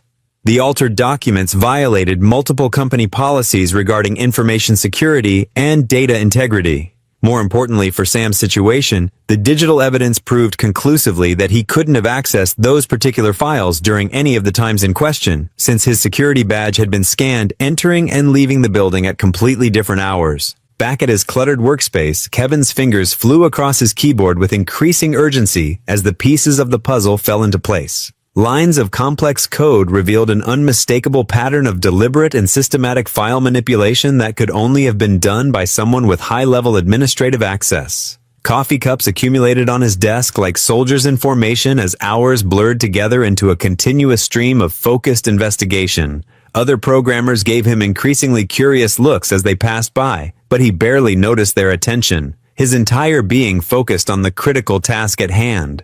Late that evening, when most employees had long since gone home to their families, Kevin's computer finally pinged with a decisive verification sound. His hands shook uncontrollably as he gathered all his findings into a comprehensive digital folder, organizing screenshots, metadata reports, and access logs into an undeniable timeline of deception. The evidence was absolutely overwhelming. Daniel Ross had methodically and deliberately altered timestamps, changed access logs, and modified critical safety documents in a calculated effort to frame Sam for negligence he never committed.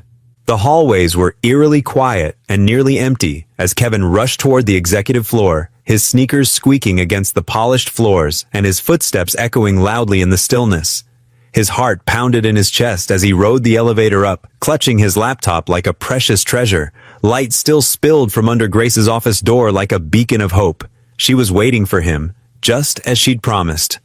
"Miss Harrington," Kevin burst through the door, slightly out of breath from his hurried journey and the weight of what he'd discovered. He placed his laptop carefully on her polished desk and pulled up the most damning evidence with trembling fingers. "Look at these access logs," he said, his voice gaining strength as he pointed to the screen. "The timestamps here, here, and here. They've all been manually changed by someone who knew exactly what they were doing. And these file modifications, every single one of them traces directly back to Mr. Ross's personal security credentials." Grace studied the computer screen with intense concentration, her expression hardening with each piece of evidence Kevin showed her. She scrolled through page after page of irrefutable digital proof, her jaw tightening as the full scope of Daniel's betrayal became crystal clear. Finally, she sat back slowly in her leather chair and fixed Kevin with a look of steely determination that seemed to fill the entire room with purpose. "We confront him first thing tomorrow morning," she said firmly. Sam Bishop sat on a hard plastic chair outside the executive boardroom, his hands clasped tightly in his lap. The morning sunlight streamed through nearby windows, casting long shadows across the carpeted hallway. His borrowed suit jacket felt stiff and uncomfortable, a constant reminder that he didn't quite belong in this part of the building. Through the thick wooden door he could hear muffled voices rising and falling. His heart thumped painfully in his chest with each passing minute. He reached into his pocket and touched the worn paper crane Ellie had made him, drawing comfort from its familiar creases. Inside the boardroom, Grace Harrington stood at the head of a long mahogany table, her presence commanding attention from the assembled executives. The morning light caught the silver in her hair as she gestured to the screen behind her, where Kevin's evidence was displayed in stark detail. "The metadata doesn't lie," Grace said firmly, her voice steady but tinged with disappointment. "These files were accessed and altered late at night, long after normal business hours. The digital signatures are clear." Daniel Ross sat rigid in his chair, his face a mask of practiced indignation. "This is ridiculous," he snapped, straightening his expensive tie. "Anyone could have accessed those files. You can't prove it was me." Kevin, sitting nervously at the far end of the table, cleared his throat. "Actually, sir, we can." He tapped a few keys on his laptop, and new information appeared on the screen. "The system logs show the files were accessed using your personal credentials. The changes were made from your office computer, and the security cameras confirm you were in the building at those exact times." Daniel's face flushed red. "You had no right to access those security logs?" "I authorized it," Grace cut in sharply. "Just as I authorized the full investigation into this matter." She turned to address the other executives, her expression grave. "We have clear evidence that Mr. Ross deliberately falsified documents to frame Sam Bishop, a dedicated employee who has shown nothing but integrity since joining our company." The other executives exchanged glances, their disapproval evident. Martha Chen, the head of human resources, spoke up first. "This is a serious breach of ethics, Daniel. We can't overlook this kind of behavior." "It's more than that," Thomas Weber from legal added, adjusting his glasses. "It's potentially criminal. Falsifying company documents, attempting to destroy someone's career." He shook his head. "This goes against everything we stand for." Daniel's composure cracked. "He's just a janitor," he burst out, his voice sharp with contempt. "You're all acting like he's some sort of hero, but he's nothing. He should know his place." A heavy silence fell over the room. Grace's expression hardened, her disappointment giving way to anger. That just a janitor served his country with honor, raised a daughter alone after losing his wife, and has shown more integrity in his short time here than you have in your entire career, Daniel. She turned to the group. "I move to remove Daniel Ross from his position, effective immediately, and begin disciplinary proceedings. All in favor?" Hands rose around the table without hesitation. Daniel stared in disbelief as his colleagues unanimously voted for his removal. "This is absurd," he sputtered, rising from his chair. "You can't do this to me. I've given 15 years to this company." "And in 15 minutes, you destroyed any goodwill you might have earned," Grace replied coldly. "Security will escort you to clear out your office. Legal will be in touch regarding the terms of your departure." As two security officers entered the room, Daniel's face contorted with rage. "You'll regret this," he spat, but his threats fell flat in the face of Grace's unwavering stare. After Daniel was let out, Grace took a deep breath and smoothed her jacket. "Kevin," she said softly, "please ask Sam to join us." Kevin hurried to the door and opened it. Sam looked up, his face pale with anxiety. "They'd like to see you now," Kevin said kindly, offering an encouraging smile. Sam stood slowly, his legs feeling unsteady. He straightened his borrowed jacket and touched the paper crane in his pocket one last time for luck. As he walked toward the boardroom door, he could see Grace standing at the head of the table, her expression unreadable. The other executives turned to watch him enter, and Sam felt the weight of their gazes as he stepped into the room that would determine his future. The door closed behind him with a soft click, and Grace drew herself up, preparing to share the truth that would change everything. The morning sun continued to stream through the windows, illuminating dust motes that danced in the air like tiny stars, witnesses to this moment of revelation. The boardroom fell silent as Sam entered, the heavy oak doors closing behind him with a soft thud that seemed to echo in the vast space. 12 pairs of eyes turned to study him with expressions ranging from curiosity to concern, and he unconsciously smoothed his borrowed jacket, the same navy blazer Kevin had lent him days ago that still felt foreign against his skin. Grace Harrington stood at the head of the long mahogany table, her silver hair catching the morning light that streamed through the floor-to-ceiling windows overlooking the city. Her expression was warm, but serious, the kind of look that suggested important news was coming. "Please join me, Sam," Grace said, her voice cutting through the tension as she gestured for him to come forward with a gentle motion of her hand. Sam's footsteps seemed too loud on the polished marble floor as he made his way toward her, each step echoing in the silence. His worn work boots, the only shoes he owned, felt out of place on the expensive flooring. He noticed Daniel Ross's chair was conspicuously empty at the far end of the table. The high-backed leather seat turned slightly away from the group, but he didn't understand why the department head wasn't present for what he'd been told was an important meeting about his case. "Mr. Bishop," Grace began formally, her hands clasped in front of her, then her tone softened as she met his eyes. "Sam, we owe you a profound apology." Sam blinked in surprise, his breath catching slightly. His hands, which had been fidgeting nervously at his sides, went still as the words sank in. Around the table, he noticed several board members nodding gravely. "The accusations against you were completely false," Grace continued, her voice carrying the weight of authority and regret.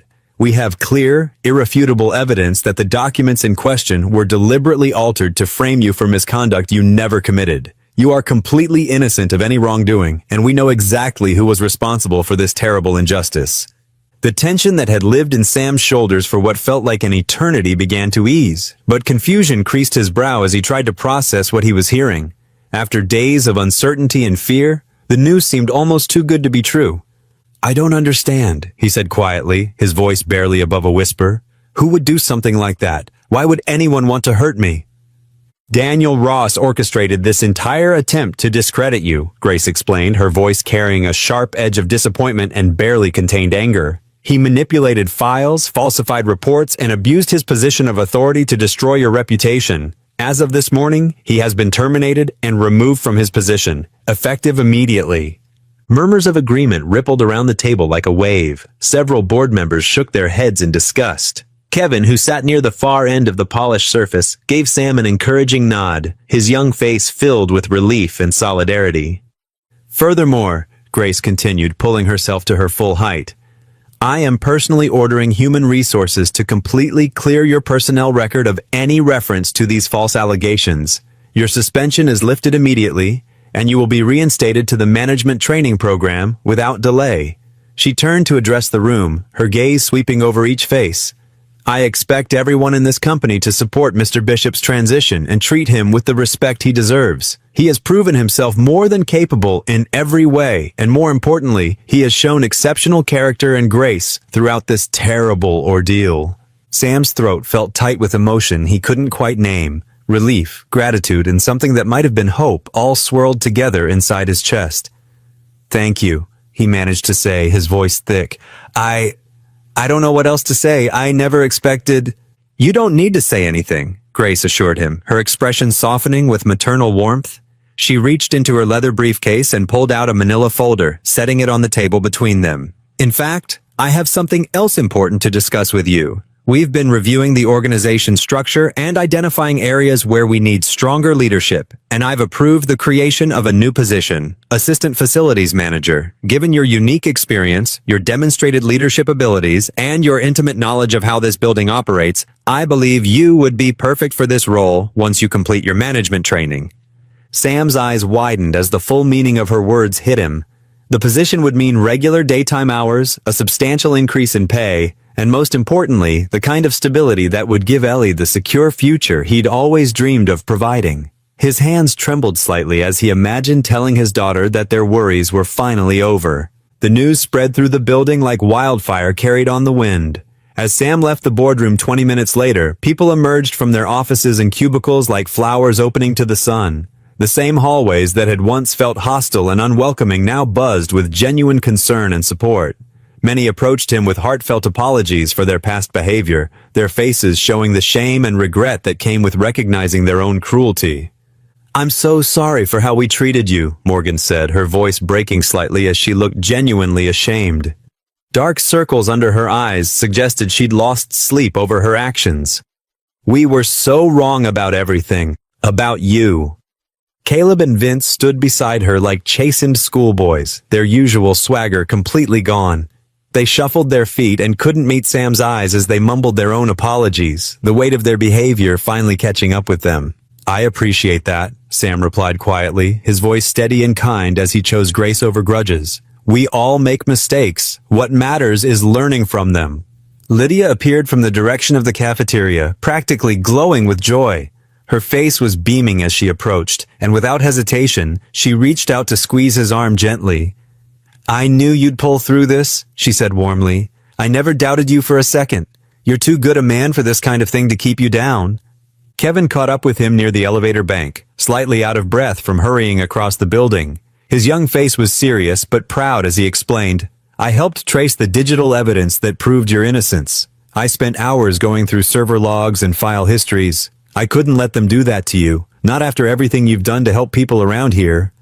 Sam felt overwhelmed by the support surrounding him, such a stark contrast to the isolation and invisibility he'd known during his years as a janitor.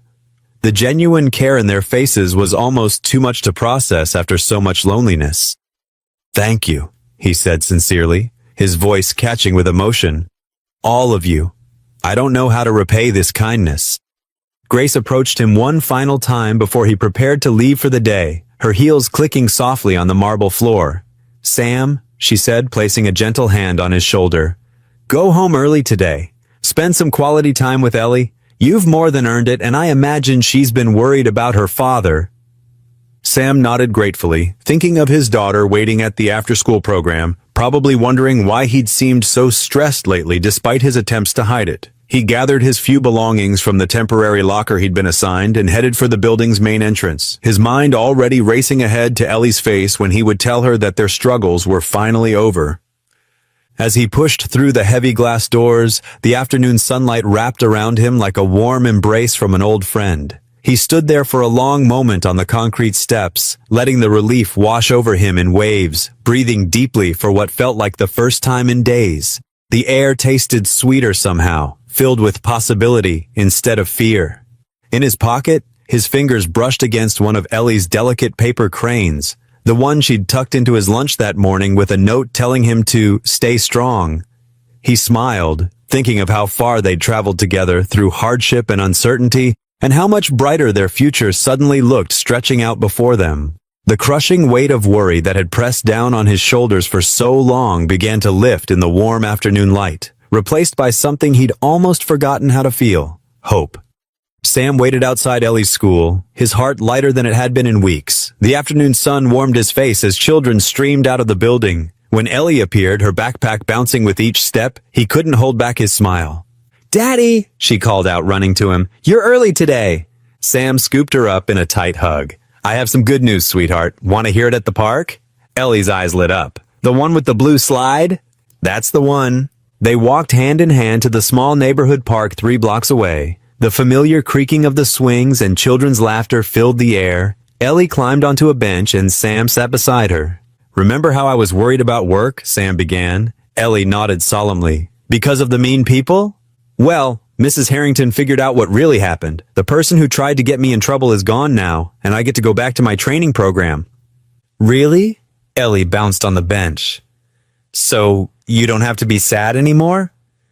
Sam's throat tightened with emotion. That's right, honey. No more being sad. Now go play. I can see you eyeing that slide. As Ellie raced off to join the other children, Sam watched her with pride. Her laughter echoed across the playground as she made new friends, sharing the slide and showing them how to make simple origami shapes with leaves she found. The next few weeks passed in a blur of activity. Sam threw himself back into training with renewed energy. The computer systems that had once seemed so foreign began to make sense, especially with Kevin's patient guidance. Other employees who had once ignored him now stopped to chat in the hallways, genuine warmth replacing their former indifference. Lunch became Sam's favorite part of the day. Lydia would join him in the cafeteria, bringing her homemade sweet tea and always saving him a piece of whatever dessert was featured that day. You're looking more confident, Lydia noted one afternoon, sliding a slice of apple pie across the table. The training suits you. Sam ducked his head, pleased. It's getting easier, though I still can't believe how much has changed. I can, Lydia said softly. You've always had this in you, Sam. You just needed someone to notice. Their conversations flowed easily, ranging from childhood memories to favorite books to their shared love of old movies. Sam found himself opening up about Anna for the first time in years, sharing funny stories that made them both laugh instead of just remembering the sadness. Grace took an active role in Sam's development, scheduling weekly meetings to discuss his progress. She taught him about delegation, conflict resolution, and the importance of maintaining dignity while exercising authority. Leadership isn't about power, Sam, she explained during one session. It's about service. You already understand that better than most. Sam absorbed every lesson, taking careful notes in a small notebook Ellie had decorated with stickers. At home, he would review the day's teachings while she did her homework at the kitchen table, both of them working toward their goals together. The other trainees began coming to Sam for advice, especially regarding safety protocols and facility operations. His years of hands-on experience gave him insights that no amount of theoretical training could match. Even some of the senior staff started consulting him about practical improvements to workplace efficiency. One morning, Sam arrived to find his desk covered in paper cranes, dozens of them in every color imaginable. A card propped against his computer monitor read, "Thank you for making our workplace better. Your Harrington Industries family." He later learned that Ellie had taught several employees how to make the cranes during her visits, and they had spread the practice throughout the company. The simple paper birds had become a symbol of support and encouragement, appearing on desks when someone was having a tough day or celebrating a success. As the training program neared its end, Sam's confidence grew steadily. He could now navigate complex management scenarios with ease, drawing on both his formal training and his natural empathy. Grace's mentoring had helped him find his voice, while Lydia's friendship had given him the courage to use it. The evening before his graduation ceremony, Sam sat at his small kitchen table reviewing his final presentation. Ellie worked quietly beside him, her tongue poking out in concentration as she folded another piece of paper. "Done," she announced triumphantly, holding up a perfectly crafted crane. "This one's special, Daddy. It's for tomorrow." Sam watched as she carefully attached a piece of tape to the crane's wing and secured it to his briefcase. The paper bird seemed to glow in the warm kitchen light, its wings spread wide as if ready to take flight. "Do you think Mrs. Harrington will like my crane?" Ellie asked. "I'm sure she will, sweetheart." Sam reached over to smooth her hair. "She likes all your cranes." "And Miss Lydia too?" Sam smiled, thinking of Lydia's kind eyes and gentle encouragement.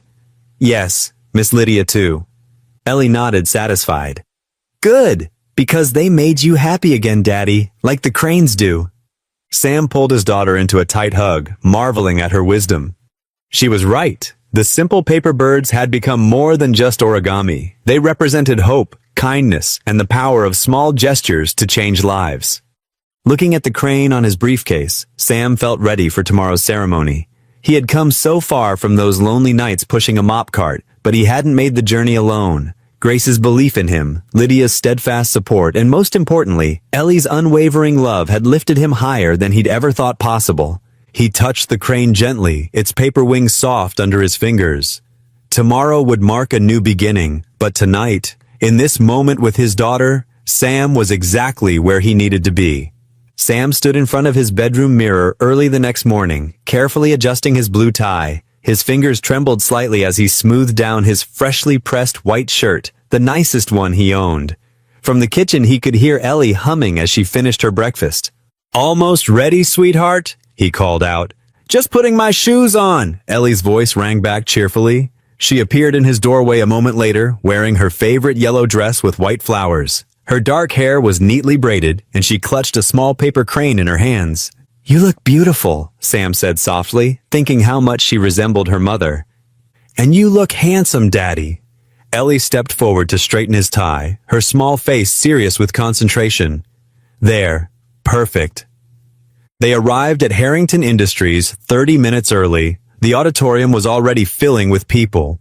Executives in expensive suits, IT professionals, administrative staff, and even some of the cleaning crew Sam had worked alongside for so many years. His heart warmed when he saw Mrs. Martinez, who had often shared her homemade tamales with him during late shifts, sitting near the back. Kevin spotted them immediately and waved them over. "Hey, Sam! Big day!" He gave Ellie a high five. "And look at you, Miss Ellie! You're the best-dressed person here!" Ellie grinned and handed him one of her paper cranes. "For good luck," she explained seriously. More people approached to wish Sam well. Faces that had once looked past him now smiled warmly. Even Caleb, Morgan, and Vince stood awkwardly nearby until Caleb finally stepped forward. We wanted to say congratulations," he mumbled, looking genuinely contrite. "And we're sorry for everything before." Sam nodded, accepting their words with the same quiet dignity he'd shown when they'd mocked him. "Thank you," he said simply. The lights dimmed slightly, signaling everyone to take their seats. Sam's breath caught when he saw Lydia entering, wearing a lovely green dress that made her eyes sparkle. She caught his gaze and smiled, making her way to the front row. Grace Harrington stepped onto the stage, commanding immediate attention. Her silver hair gleamed under the lights, and her presence filled the room with warmth and authority. "Today," she began, her voice clear and strong, "we celebrate not just the completion of a training program, but the triumph of the human spirit." She paused, her eyes finding Sam in the audience. True greatness isn't always found in corner offices or boardrooms. Sometimes it's found in quiet dedication, in unwavering integrity, in the person who shows up every day to do their best without seeking recognition. Sam felt Ellie's small hand slip into his as Grace continued. "In my years leading this company, I've learned that titles don't make leaders, character does. And sometimes, the most remarkable leadership qualities are hidden in plain sight, waiting for someone to notice." Grace's voice grew warmer. "Sam Bishop exemplified these qualities long before we recognized them. He taught us all about dignity, perseverance, and the power of kindness." The audience listened intently as Grace shared stories of Sam's impact, from his military service to his years of dedicated work at Harrington Industries. She spoke of his innovative safety protocols, his natural ability to unite people, and his humble approach to leadership. "Sam," Grace called out, "would you please join me on stage?" Sam squeezed Ellie's hand once before standing. His legs felt surprisingly steady as he walked up the steps to the stage. Under the bright lights, he could see hundreds of faces looking back at him. Faces that now held respect, admiration, and genuine warmth. "It gives me great pleasure," Grace announced, "to present Sam Bishop with his leadership certification, with honors." She handed him an elegant folder, then turned back to the microphone. "Furthermore, I am thrilled to officially announce his promotion to Assistant Facilities Manager, effective immediately." The applause started slowly, then built into a thunderous standing ovation. Kevin's enthusiastic whoops could be heard above the crowd. From the front row, Lydia's eyes shone with pride, and something more, something that made Sam's heart skip a beat. But it was Ellie's face that moved him most. His daughter was beaming, standing on her chair to clap as hard as she could, pure joy radiating from her expression. After the ceremony, well-wishers surrounded Sam. Grace pulled him aside briefly, her hand warm on his shoulder. "This is just the beginning, Sam," she said quietly. "I see Director of Operations in your future. You have everything it takes." Sam felt overwhelmed with gratitude.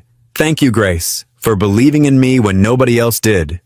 "You proved yourself long before I noticed," she replied kindly. I just helped others see what was already there. As the crowd began to disperse, Lydia approached with Ellie. So, Lydia said, her smile lighting up her whole face, I hear there might be a celebration dinner in order? Please say yes, Daddy, Ellie bounced excitedly. Can we go to Pietro's? Sam looked at Lydia, feeling a warmth spread through his chest. I can't think of anyone I'd rather celebrate with, he said softly. The small Italian restaurant was cozy and welcoming. Over plates of pasta and warm bread, they talked and laughed. Ellie regaled them with stories from school, while Lydia shared funny cafeteria incidents.